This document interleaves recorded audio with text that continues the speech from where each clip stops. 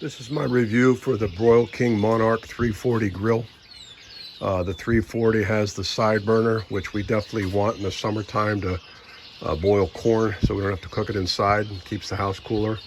The other model, I think, is a 390, has a rotisserie. We did not get that.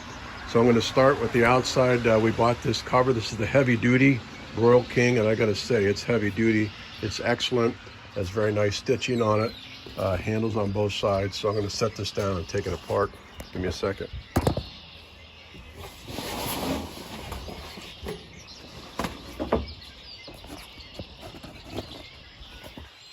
So here you have the grill, and I got to say, very happy, very good looking grill, solid. It came delivered by Estes Trucking, who did an outstanding job. I called the terminal with a question before it got delivered. I actually got a human being right off the bat. Very happy with them. But anyway, so before you start, a couple things. This is one of the main reasons I bought this grill. Got it through Lowe's. I thought it was a decent price.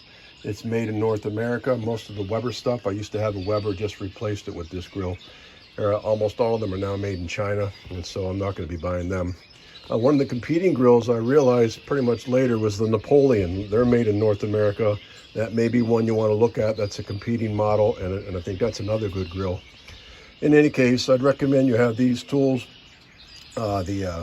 This is the small hand drill, but some of the items, I'll just talk about it now. The screws would not fit. I actually had to call customer service. Either the hole was drilled too small or the screw was too heavily painted to go in. So I had to get more of a heavy duty drill. Once I got that in, it went right in. Just to let you know, if your grill is like mine, you have just a hand screwdriver, it ain't gonna work. Other than that, you need a Phillips screwdriver, which I don't have out here, but also a hammer or mallet. You should have needle nose pliers, and also a magnetic, one or the other, the needle nose or the magnet, because as you're working through this, your screws are gonna be falling down in, and it's gonna help you get them a lot easier, just a thought. And there's a 7/16 wrench that I had, double-ended, that worked out great. But in any case, just a couple things I want to talk about. It took me 3 hours to assemble, including about 15 minutes on the phone and sending emails back and forth to BroilKing customer service. The lady was polite. A couple issues with it that she's dealing with. Number one, this came through with no screw on the right-hand side of the side burner cover. There's only one screw there. I looked in the box, looked everywhere, it was not in here. Don't know how the quality control missed that, but they did. So the customer service said she's sending me that. Outside of that though, really happy with it. I followed the instructions to prepare the grates front and back, to season them. There's some online instructions for that through BroilKing, and I would recommend you do that. That seemed to really make it, I think it's going to make that last a lot longer. One thing I really recommend when you get this grill, as I said, I do not have the rotisserie, but it came with these rotisserie holder devices. You'll be very glad if you simply put them in place. Even if you don't need them for a rotisserie, what it does, it blocks this hole on the side and keeps the wind from going in there, and your heat will retain a lot better if you do that. On a cold, windy day, it was 44 and it was heavy winds. It took me 18 minutes to get up to 500, which is a long time. But on a regular day, just a regular temperature, like 50, it's spring here now.